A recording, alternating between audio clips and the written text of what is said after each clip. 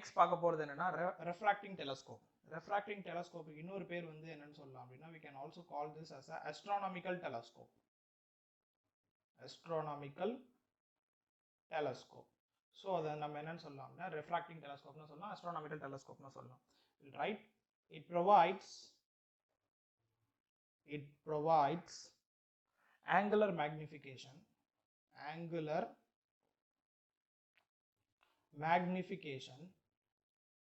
for distant object and uses two lenses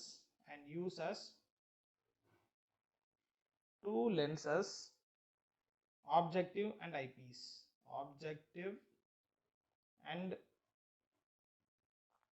eyepiece. Okay, so இதுலேயே வந்து நம்ம என்ன பண்ண போகிறோம் அப்படின்னா ரெண்டு லென்ஸ் யூஸ் பண்ண போகிறோம். ஒரு லென்ஸ் வந்து ஆப்ஜெக்டிவ் லென்ஸ், இன்னொரு லென்ஸ் வந்து ஐபீஸ். ஸோ ஆப்ஜெக்ட்ன்றது ஆப்ஜெக்ட் பக்கத்தில் இருக்கும், ஐபீஸ் நாட் பக்கத்துலன்னா ரொம்ப பக்கத்தில் கிடையாது, ஆப்ஜெக்ட் கிட்ட இருக்கிறது வந்து ஆப்ஜெக்டிவ் லென்ஸ்னும் ஐபீஸ் பக்கத்தில் இருக்கிறத வந்து ஐ கிட்ட இருக்கிறது ஐபீஸ் அப்படின்னு யூஸ்வலாக நம்ம டிஃபைன் பண்ணுவோம். ஓகே, இதில் வந்து ஆப்ஜெக்டிவ் லென்ஸ் வந்து ஐபீஸ் லென்ஸோட பெருசாக இருக்கும். ஏன் அப்படின்னா லைட் ரேஸ் வந்து ரொம்ப தூரத்துலேருந்து வரும். ஸோ ரொம்ப தூரத்துலேருந்து வரும்போது சில லைட் ரேஸ் வந்து அதில் ரீச் ஆகுமானே டவுட்டு தான். ஓகே, லைட் வந்து ரொம்ப தூரத்துலேருந்து வரும்போது என்ன ஆகும் அப்படின்னா இன்டென்சிட்டி வந்து குறைஞ்சிரும்.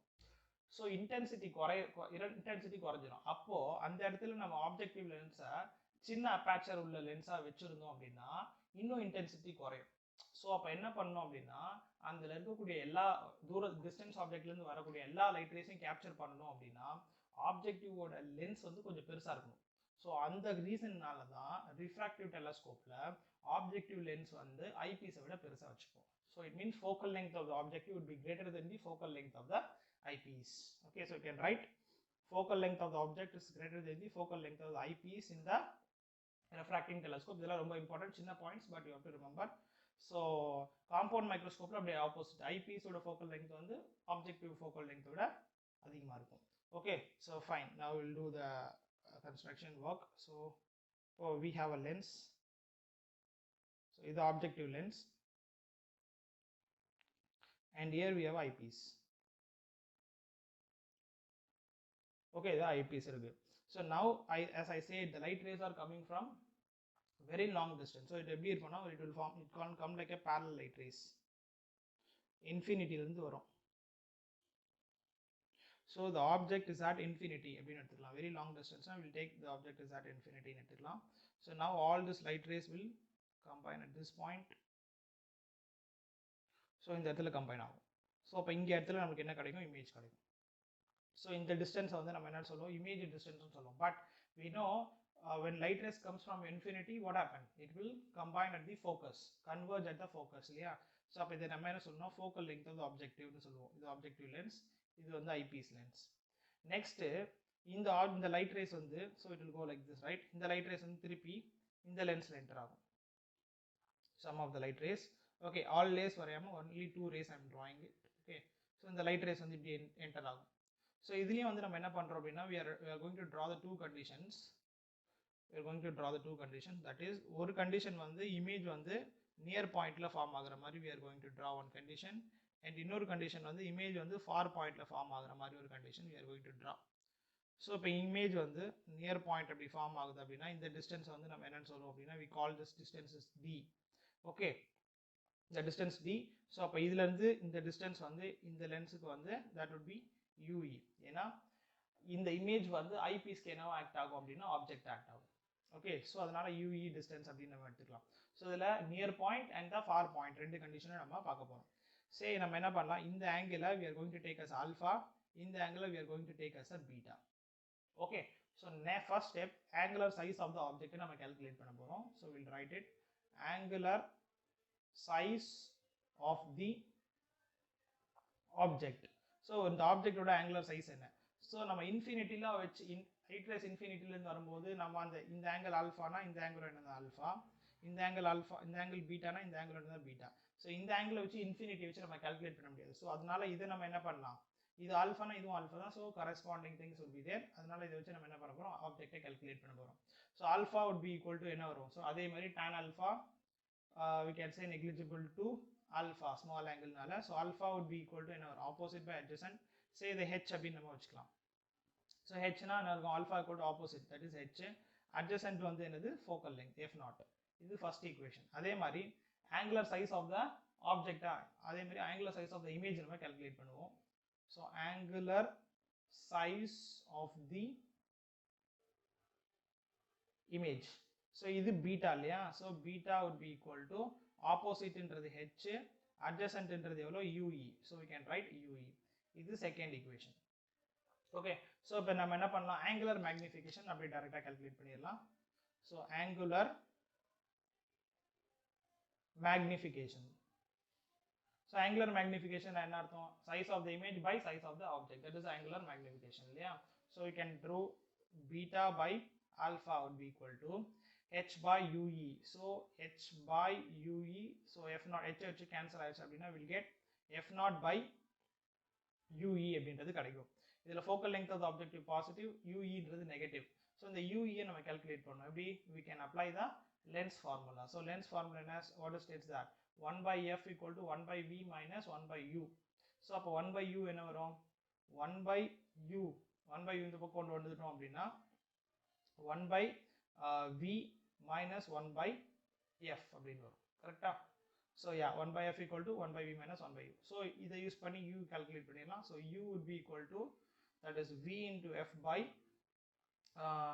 f minus v அப்படின்னு வரும். இதில் v ன்றது என்ன, it is nothing but இதுதான் ஆப்ஜெக்ட் அப்படின்னா இதுதான் வந்து என்னது இமேஜ் இல்லையா.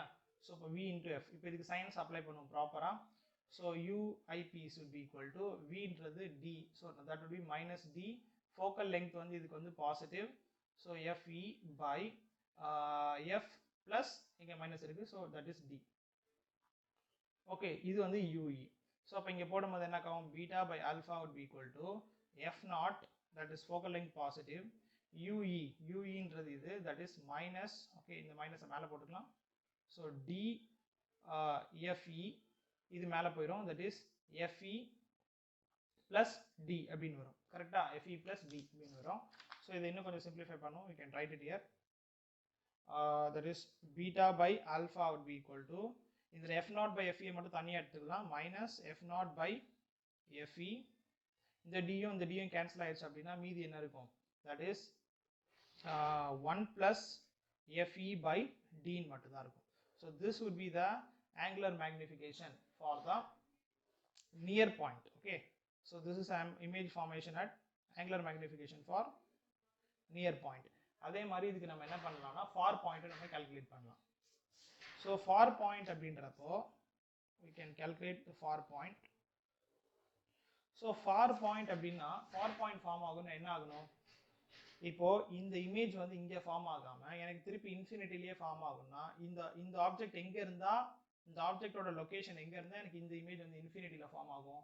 ஆப்வியஸ்லி ஒரு ரேஸ் வந்து இன்ஃபினிட்டில இருந்து வந்தா ஃபோக்கஸ், அதே மாதிரி ஒரு ஆப்ஜெக்ட் ஃபோக்கஸ்ல இருந்தா இன்ஃபினிட்டில இமேஜ் ஃபார்ம் ஆகும். ஸோ இந்த ஆப்ஜெக்ட் வந்து எங்க இருக்கணும், இந்த ue டிஸ்டன்ஸ் பிகம் fe மாறிடுச்சுன்னா இந்த இமேஜ் வந்து எங்க போயிடும், இன்ஃபினிட்டிக்கு போயிடும்.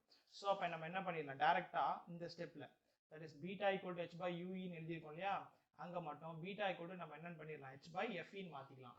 ஸோ அப்போ h by fe ன்னு மாத்திட்டோம்னா for point we can say beta would be equal to h by fe. Then you can use a regular formula, that is angular magnification,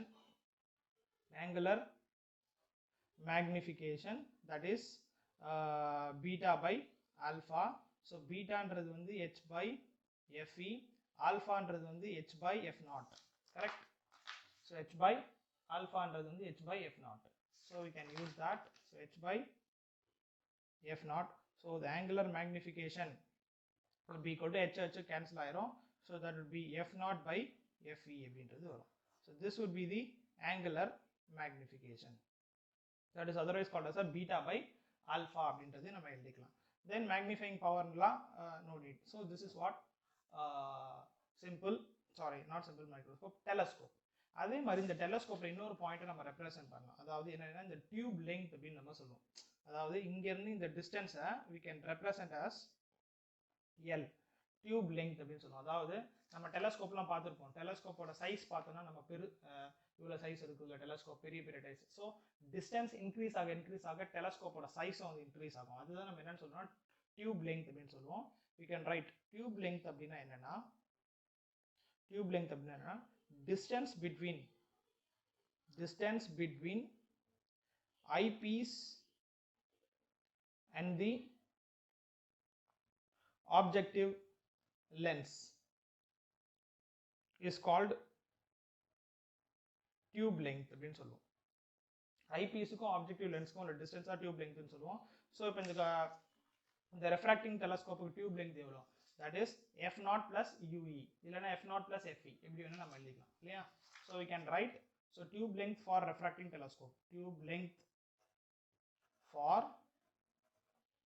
refracting telescope என்னது, L would be equal to, that is f0 plus FE, that is for infinity length, L1 ன்னு எடுத்துக்கலாம். L2 would be, that is f0 plus UE, இது வந்து near பாயிண்ட்டுக்கு நம்ம எடுத்துக்கலாம். So இந்த ரெண்டு லெங்க், ஸோ இதுதான் வந்து லெங்க் அட்ஜஸ்ட்மெண்ட் இந்த டெலஸ்கோப் அப்படின்னு சொல்லுவாங்க. இந்த லென்த் இதுக்கு ஏற்ற மாதிரி அட்ஜஸ்ட் பண்ணுறதுனால இன்ஃபினிட்டிலையும் நியர் பாயிண்ட்லையும் நம்ம இமேஜ் என்ன பண்ணிக்கலாம், அட்ஜஸ்ட் பண்ணிக்கலாம்.